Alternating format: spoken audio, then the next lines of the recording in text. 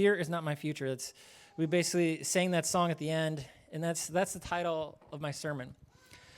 So it's the month of October, and with that, comes a lot of times there's horror movies coming out, costumes of ghosts and demons, and capitalization on fear. Millions of dollars are made through the entertainment of fear. Fear is seen as fun. The purpose of this message, by the way, isn't to focus on Halloween, but on the topic of fear. Fear is an interesting thing. I want to share a good example of how fear can come out of nowhere and affect a person. So I am not great with directions. Those of you that know me, I'm not very good with it. When GPS became popular, I was excited because I no longer had to pay close attention when someone would tell me, okay, go north 10 miles, then east 4 miles, then turn north and down the next road. And I just was like, what's the address? Just punch in the address, just follow my GPS. I'm good to go. I loved it. And then with that, the location sharing came into being, and now we have apps like Life 360, and I can see where my kids are at. I can see that, where Savannah's at, like right now, it's like, okay, pull up my phone and see where she's at. Well, her and her friend, they went with Megan to the women's conference this weekend. And I was talking to my brother pretty late on Friday night because we were having a chance to catch up. The kids fell asleep, and it was like, oh, this is awesome. And so right before bed, I was like, okay, I'm just going to check my app, make sure my family's all right, and they're at the hotel. And I checked my app, and it showed Savannah as being a couple miles away from Megan, like in this park, like not at the hotel. And I was like, uh-oh, what's going on? What's happening? All of a sudden, an irrational fear just popped up in my head. Is she okay? Did someone kidnap her? Like, I texted her, but of course she was sleeping because it was late at night. But it's like fear. What do we do with it? Well, there are many stories of those in the Bible who have had to deal with fear. I mean, you look at even right now, there's a lot of fear going on with wars and different things that are happening. There's a lot of fear. But let's look at some of these stories from the Bible. In 1 Kings 17, starting in 1 Kings 17, starting in verse 7, it says, sometime later, the brook dried up because there had been no rain in the land. Then the word of the Lord came to him, go at once to Zarephath in the region of Sidon and stay there. So this is Elijah. And he says, I have directed a widow there to supply you with food. So he went to Zarephath. When he came to the town gate, a widow was there gathering sticks. He called to her and asked, would you bring me a little water in a jar so I may have a drink? As she was going to get it, he called, and bring me, please, a piece of bread.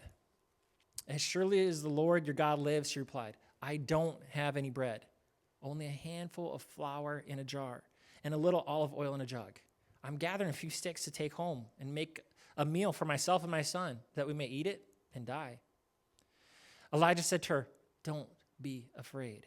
Go home and do as you have said. But first, make a small loaf of bread for me from what you have and bring it to me, and then make something for yourself and your son. For this is what the Lord, the God of Israel, says. The jar of the flour will not be used up, and the jug of oil will not run dry until the day the Lord sends rain on the land. She went away and did as Elijah had told her. So there was food every day for Elijah and for the woman and her family. For the jar of flour was not used up, and the jug of oil did not run dry, in keeping with the word the Lord had spoken to Elijah. So she had a realistic fear of death. She had enough for one more meal. It was like, okay, we're going to have a meal, and then we're going to die. Me and my son. And then someone has the audacity to say, hey, can you make something for me first? Can you serve me some food first? I know you and your son are, you're going to die, and you only have one, a little bit of food left, but I'm hungry, and I could use some food, And she did it. I mean, that's an extreme amount of trust to say, all right, I'm going to make you this loaf of bread first and give it to you, and then whatever's left, me and my son will eat. And after that, who knows? But she said, okay, I will do it. And she stepped out, and God provided. And she had food until it rained again. In 2 Kings 4, the wife of a man from the company of the prophets cried out to Elisha. So now Elisha is the prophet after Elijah. So Elijah kind of like is like, okay, this is my apprentice. This person's going to take over for me. I know it can get confusing, though, when you see Elijah and Elisha. You're like, okay, which one's which? Which one did what? But the wise man from the company of the prophets cried out to Elisha, your servant, my husband, or the wife, sorry, the wife, I don't know, I'm reading that wrong. The wife of a man from the company. So your servant, my husband, is dead. You know that he revered the Lord, but now his creditor is coming to take my 2 boys as his slaves. Elisha replied to her, how can I help you? You ever think like some people, it's like, I kind of just told you, didn't I? Like, I just told you, like, he's going to come take my kids as slaves. Well, how can I help you? Isn't that kind of what God does a lot of times? He wants us to like actually say what's going on. And he said, tell me, what do you have in your house? Your servant has nothing there at all, she said, except a small jar of olive oil. It's starting to sound familiar, isn't it? Elisha said, go around and ask all your neighbors for empty jars. Don't ask for just a few. Then go inside and shut the door behind you and your sons. Pour oil into all the jars, and as each is filled, put it to one side. She left him and shut the door behind her and her sons. They brought the jars to her, and she kept pouring. When all the jars were full, she said to her son, bring me another one. But he replied, there's not a jar left. Then the oil stopped flowing. She went and told the man of God, and he said, go, sell the oil and pay your debts. You and your sons can live on what is left. So this scene is kind of familiar to the last one, isn't it? It's kind of familiar. You think about it, like she was afraid because her sons were going to be taken from her. They're going to be taken as slaves. But she was willing to put herself out there and ask to borrow all these empty jars. I mean, she's, just imagine going to neighbors and saying, hey, you got some containers I can have? And they're like, okay, what's going on, They're like, you're having a party or, what? I'm just trying to figure out. I mean, I could imagine like that's kind of probably a little bit awkward. But she was willing to put herself out there and say, okay, I'm going to have faith in the man of God, and I'm going to do what he asked me to do. And he did. And there was a miracle that took place as she stepped out in faith. Dr. E. Stanley Jones once said, I'm inwardly fashioned for faith, not for fear. Fear is not my native land, faith is. I'm so made that worry and anxiety are sand in the machinery of life. Faith is the oil. I live better by faith and confidence than by fear, doubt, and anxiety. In anxiety and worry, my being is grasping for breath. These are not my native air, but in faith and confidence, I breathe freely. These are my native air. A Johns Hopkins University doctor says, we do not know why it is that worriers die sooner than non-worriers, but that is a fact. That's really interesting, isn't it? But I, who am simple of mind, think I know. We are inwardly constructed in nerve and tissue, brain cell and soul, for faith, not for fear. God made us that way. To live by worry is to live against reality.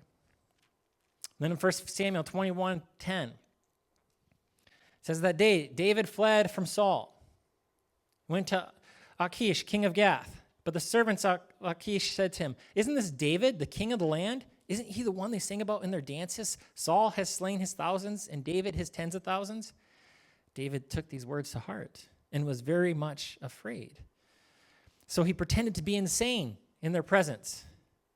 And while he was in their hands, he acted like a madman, making marks on the doors of the gate and letting saliva run down his beard. Achish said to his servants, look at the man. He's insane. Why did you bring him to me? Am I so short of madmen that you have to bring this fellow here to carry on like this in front of me? Must this man come into my house? David feared for his life. He was afraid. He acted crazy to avoid death. Fear had gripped his heart. This was a strong warrior. He had, defeated Goliath. He had done all these amazing things. Like he had won all these battles. He was going to be the future king of Israel, and yet he was afraid. He was so afraid that he's like, all right, what can I do to survive? How can I survive? I mean, you look at the stories, you look at Moses. When God called Moses to do what he did, Moses was afraid. God said, hey, this is what I want you to do. But Moses was afraid that he wasn't good enough, he wasn't capable. He tries to throw excuses at God. You guys ever try that? Try throwing excuses at God? God doesn't really care for that very much, does he? When we throw our excuses at him. But our fear will cause us to look inwardly, and we'll say we are not strong enough, instead of looking at God and saying that he is great enough to accomplish what he wants through us. There's a story told of a young violinist who lived in London many years ago. Anybody ever play violin? No? I always wanted to play, but never did. That was a half hand there, I know. All right. So he was a superb musician. He loved his music and enjoyed playing before small groups of people in the homes of friends. But he was deathly afraid of large crowds. Anybody afraid of large crowds? Anybody afraid of speaking in front of large crowds? If I asked you to come up and speak right now, would anybody be afraid? No? Oh, all right. Let's start calling people. Should I ask that question again? Anybody? But so this guy was deathly afraid of large crowds. So he avoided giving concerts. He's an amazing musician, but afraid to give concerts. The thought of giving a public performance in a concert hall absolutely terrified him. The London music establishment was very critical of this young violinist. He was violating all the accepted protocols. According to the critics, excellent musicians were supposed to give public concerts in packed concert halls. In time, the criticism grew so intense that the young violinist relented. Even though it scared him terribly, he agreed to give one major concert. The largest concert hall in London was secured, and when the evening came, the hall was filled. People were excited to hear this prodigy. So were the critics, who filled the first 3 rows, pad and pen ready, eager to rake him over the coals and write their criticisms. The young violinist came onto the stage and sat alone on a stool. He put his violin under his chin and played for an hour and a half. No music in front of him, no orchestra behind him, no breaks, just an hour and a half of absolutely beautiful violin music. After 10 minutes or so, most of the critics put down their pads and listened to along with the rest. They were enraptured by the music of this young virtuoso. After the performance, the crowd rose to its feet and began applauding wildly, and they wouldn't stop. But the young violinist did not acknowledge the applause. He just peered out into the audience as if he were looking for something or someone. Finally, he found what he was looking for. Relief came over his face, and he began to acknowledge the cheers. And after the concert, the critics met the young violinist backstage. It was just as everyone had anticipated. They said, "You were wonderful. That was amazing. But I got one question. Why did it take you so long to acknowledge the applause, when we were all cheering for you? Why did it take so long? What was going on in your head?" And the young violinist took a deep breath and answered, "I was really afraid of playing here. Yet there was something I knew that I needed to do. And tonight, just before I came on stage, I received word that my master teacher was to be in the audience. And throughout the concert, I tried to look for him, but I could never find him. So after I finished playing, I started to look more intently. I was so eager to find my teacher that I couldn't even hear the applause. I just had to know what he thought of my playing. That was all that mattered. Finally, I found him high in the balcony. He was standing and applauding with a big smile on his face. After seeing him, I was finally able to relax.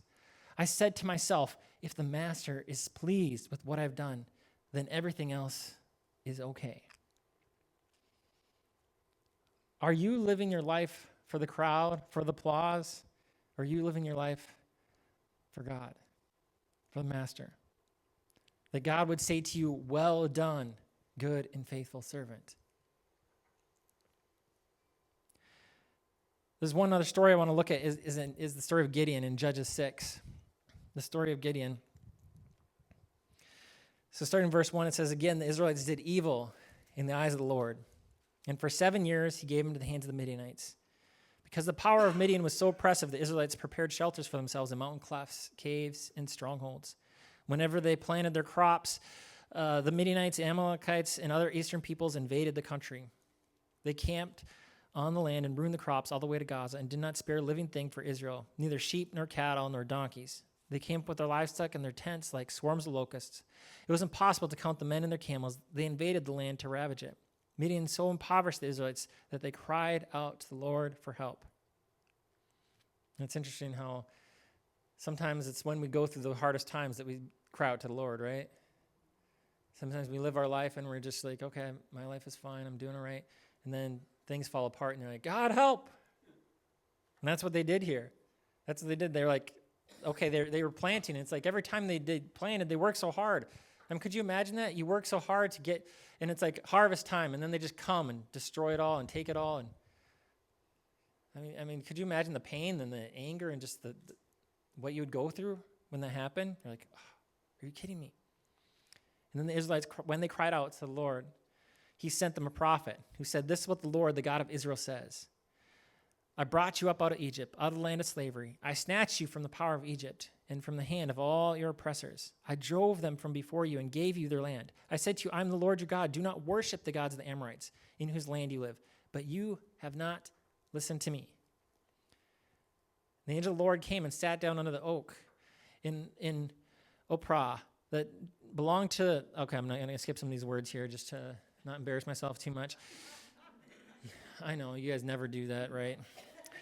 So our son Gideon was threshing wheat in a winepress to keep it from the Midianites. When the angel of the Lord appeared to Gideon, he said, the Lord is with you, mighty warrior. But sir, Gideon replied, if the Lord is with us, why has this happened to us? Where are all his wonders that our fathers told us about when they said, did not the Lord bring us up out of Egypt? But now the Lord has abandoned us and put us into the hand of Midian. The Lord turned to him and said, go in the strength you have and save Israel out of Midian's hand. Am I not sending you? But Lord, Gideon asked, how can I save Israel? My clan is the weakest in Manasseh, and I am the least in my family. And the Lord answered, I will be with you, and you will strike down all the Midianites together. Gideon replied, if now I have found favor in your eyes, give me a sign that it is really you talking to me. Please do not go away until I come back and bring my offering and set it before you. And the Lord said, I will wait until you return. Gideon went in, prepared a young goat, and from an ephah of flour, he made bread without yeast. Putting the meat in a basket and its broth in a pot, he brought them out and offered them to him under the oak. Then the angel of God said to him, take the meat and the unleavened bread, place them on this rock, and pour out the broth. And Gideon did so. With the tip of the staff that was in his hand, the angel of the Lord touched the meat and the unleavened bread. Fire flared from the rock, consuming the meat and the bread, and the angel of the Lord disappeared. When Gideon realized that it was the angel of the Lord, he exclaimed, oh, sovereign Lord, I've seen the angel of the face of the Lord face to face. But the Lord said to him, peace, do not be afraid. You are not going to die. So he built an altar to the Lord, and it's a place called the Lord is Peace. That same night, the Lord said to him, he said, oh, take another bull, and I want you to sacrifice an offering. Tear down the altar that was built to Baal that your father built. The altar that your father built, go tear that down, and instead build an altar to me, the way it's supposed to be. And so he took some guys and did that. But because he was afraid of his family and the men in his town, he did it at night. He's like, all right, I'm going to do this at night. Hopefully nobody sees me. He tears down. But of course, in the morning when everybody got up, they're like, what happened?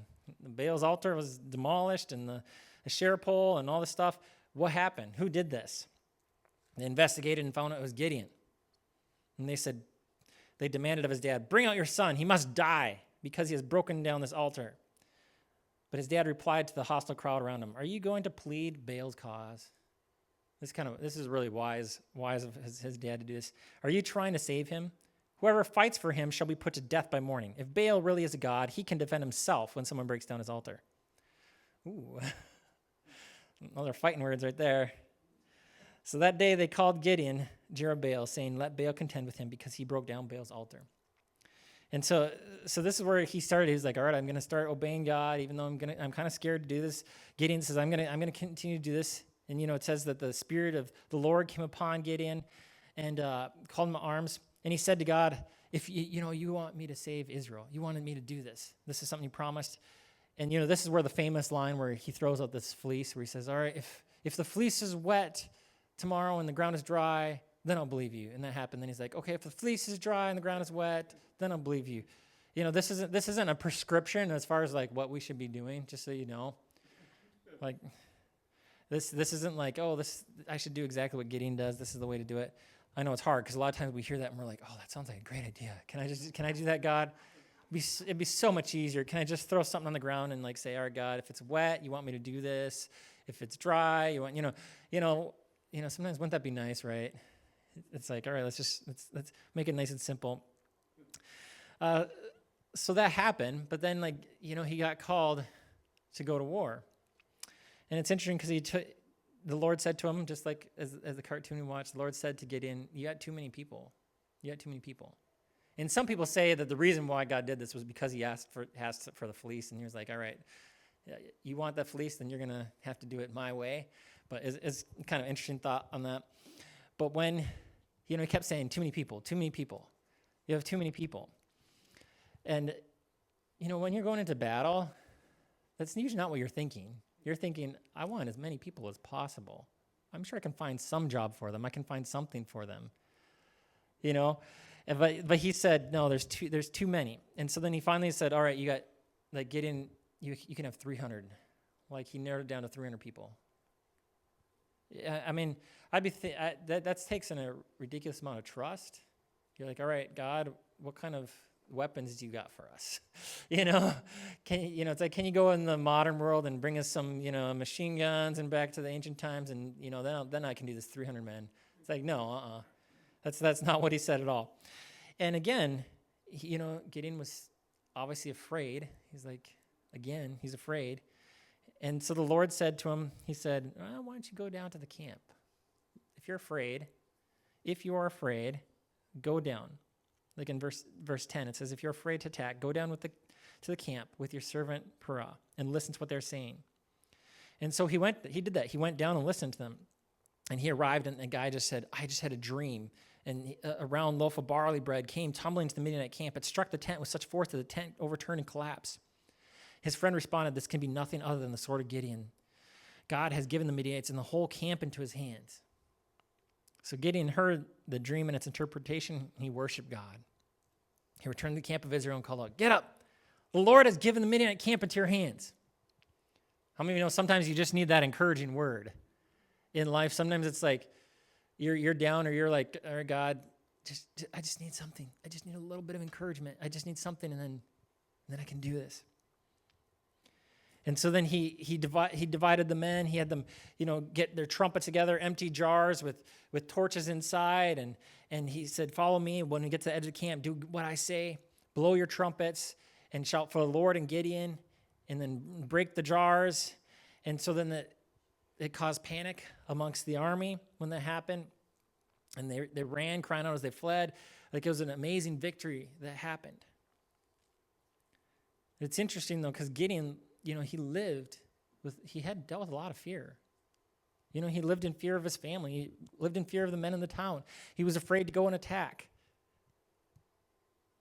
He dealt with lots of fear. He had to learn to trust in God. Trust in God must be above any fear that you have. The disciples were afraid when Jesus was taken, when he was arrested. They were scattered, and they hid. But what would your life look like if fear didn't grip areas of your life? Because God doesn't want us to live in fear. Fear cripples a person. There's fear of failure. I mean, many of us have been there. Like, we're fear of failure. It's like, okay, I don't want to do that because I'm afraid I'll fail. Or I don't think I can do that because what if I fail, I know when it comes to mechanical things, I've thought that. That's why I had to get Kirby to show me how to patch a tire, and then after watching him do it once, I was like, I think I can do it, But there's this fear of failure. You're like, okay, I don't know how to do this. There's the fear of death. Many of us have the fear of death. There's the fear of sickness. Fear of sickness of you or your kid. The fear of abandonment. Some of you have been abandoned, whether it's relationships or parents or things from your youth, and there's this fear of being abandoned. A fear of pain. None of us really want to feel pain. None of us are like, okay, just bring it on. That's more pain. There's the fear of rejection. It's not fun getting rejected. It isn't. From anybody, it's not, there's been times, I don't know if you've ever gotten rejected from, like, okay, they don't pick you for the sports team, or you put it out there and be like, oh, will you go out with me? And then the person says no, and you're like, all right, I guess I'm driving 2 hours home, just trying to feel like with that rejection, it's like, oh, this is brutal. I never want to put myself out there again because I don't want to get rejected. There's the fear in the area of finances.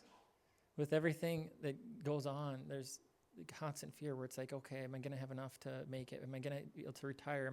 Are my kids, am I going to be able to send them to school? Am I going to be able to provide if I have this happen, if this breaks down? Like, there can be so much fear in the area of finances. There can be fear, of house fire. I remember my dad being a volunteer fireman growing up, and I would see the little red dot on the fire detector and at night sometimes, and I just get afraid, like, okay, is my house going to start on fire tonight? There's just this fear. There's a fear sometimes of losing your possessions.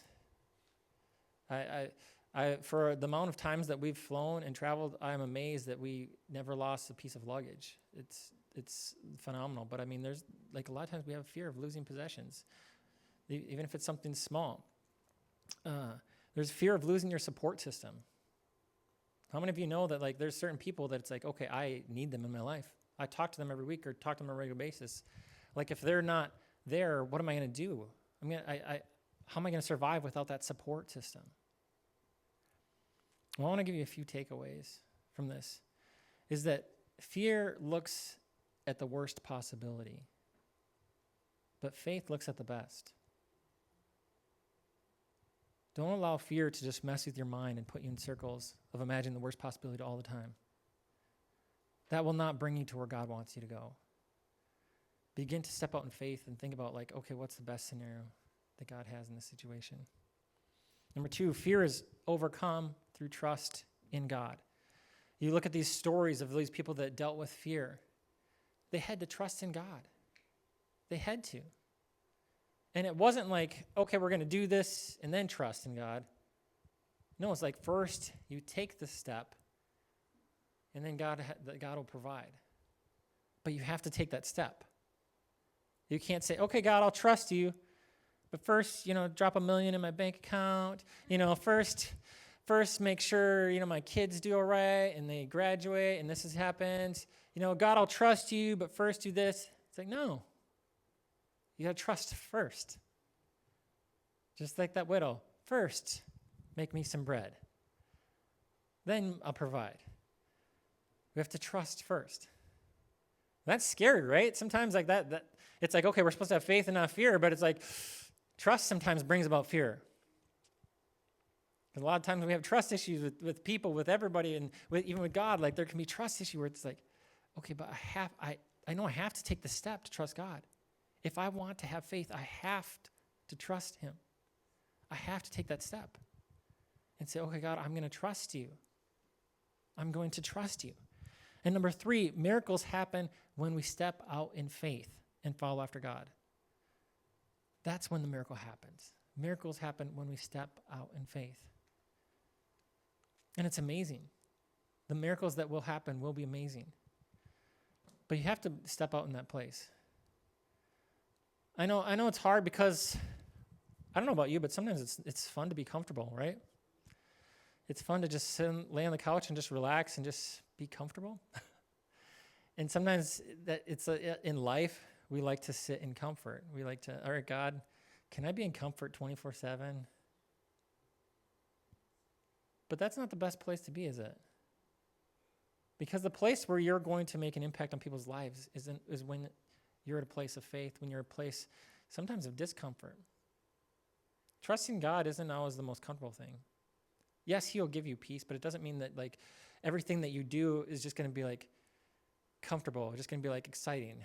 It's not like, oh, I get to go to this concert, yay. It's like no, go over and talk to that neighbor that you don't know and that seems kind of mean. Go knock on their door and say hi to them and bring them a pie or something. It's like, what? That's not something that we always want to do. So fear can motivate you to do many things. It can. If you are being chased by a hungry animal, you are motivated to run your fastest and to escape quickly, right? Fear of death causes people to change their diet after a health scare. But if fear is running your life, you are not healthy spiritually. You are not. Faith should be the driving force of your life, not fear. In Isaiah 41:10, it says, so do not fear, for I am with you. Do not be dismayed, for I am your God. I will strengthen you and help you. I will uphold you with my righteous right hand. He wants you to live in faith, not fear. I know it's difficult. We all have reasons to be afraid, whether it's things going on in our family, whether it's something going on with our friends, if it's something going on with our country, if it's something going on in the world. We all have reasons to be afraid. But that's not where he wants us to live. He doesn't want us to live in fear. He wants us to live in faith. He wants us to live in that point of trusting in him. That is what will give us the peace. That's what will give us the strength. That's what will give us the hope. That's what will transform our lives, is when we take that step of faith and say, all right, God, I'm going to trust you. Fear will bombard you. It's a weapon of Satan. I mean, like, he will attack you with fear all the time. And like I said, it can happen as simple as like something with a GPS gone wrong, you know? It can happen with anything. It can happen with, you can turn on the news for 5 minutes and be faced with some kind of fear. Fear will come after you. But God wants to give you faith. God wants to give you hope. Because he is hope. When you think about what he's done for us, and when you think about the hope that is in Jesus, when you think about how much he cares about us, it's amazing. It's amazing what Jesus has done for us. It's amazing to think about the hope we have one day to be with him in heaven. I mean, that's a phenomenal hope. That fills me with faith. That takes away fear when I say, whatever happens, I'm going to be with Jesus someday. It makes it a little bit easier, doesn't it? Like, circumstances may happen. My washer might go out, but I'm going to be with Jesus. Might get a flat tire, but someday I'm going to be with Jesus. Someday my mom might die, but someday I'm going to be with Jesus and her in heaven, Like when you think about that in the perspective of things, it can help when you're struggling. Because it's very easy to get wrapped up in the struggles of our day. It's very easy to get wrapped up in the fears that Satan bombards us with. But I want to encourage you today to live in faith. Live in faith. Don't let fear control you. Don't let fear control your future. So many people don't take that step because of fear. So many people don't witness to their friends because of fear. So many people decide not to step into the dreams that God has put in their heart because of fear. But you think about, what would happen in all these stories if they did that? I mean, could you imagine reading through these stories and the widow and her son died because they lived in fear? The widow lost her 2 sons to slavery because of fear. The Israelites got captured and died because Gideon was too afraid to trust in God. I mean, if you go through all these stories of okay, what would have happened if they would have given into fear? God is calling us to faith. He's calling each one of us to live a life of faith. That faith will be a testimony to each person that you're around, each person that sees you. They will see that faith.